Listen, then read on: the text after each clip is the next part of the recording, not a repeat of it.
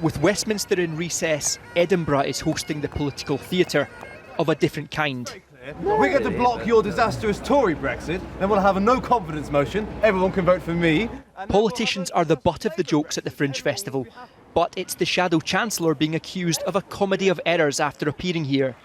John McDonnell says a Labour government would not say no to a second Scottish independence referendum, but that flatly contradicts his party's manifesto pledge. The situation we're in at the moment, my view is that we will not be blocking a proposal. The issue I said yesterday, the best way forward in all of this is elect a Labour government. We'll demonstrate what we can do, and then I think the Scottish people won't be interested in another referendum. But we're not using parliamentary devices to block it. It's as simple as that. This is not McDonnell misspeaking, and he told me he doesn't think the Labour leader disagrees. You also said that there are other views within the party, but that's our view. I was just curious what you thought. Who's our view? Is that you and Jeremy Corbyn? Well, it's a view that Jeremy has expressed in the past.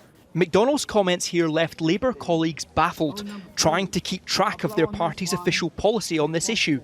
And the Scottish Labour leader is tonight still insisting his party's position is to block another referendum. We oppose a second independence referendum. We've just had one, and the one we just had was a once-in-a-generation referendum, so I'm categorically clear that we will oppose a second independence referendum. There's normally no love lost between Labour and the Conservatives, but in Scotland these parties fought together to keep their nation in the UK, and fellow unionists think McDonnell has undermined that. He's quite happy to sell Scotland down the river. He's happy to pick up the phone and do a deal with Nicola Sturgeon for a second independence referendum. That's not what 2 million people in Scotland voted for. It's not what thousands of Labour Party members and supporters voted for.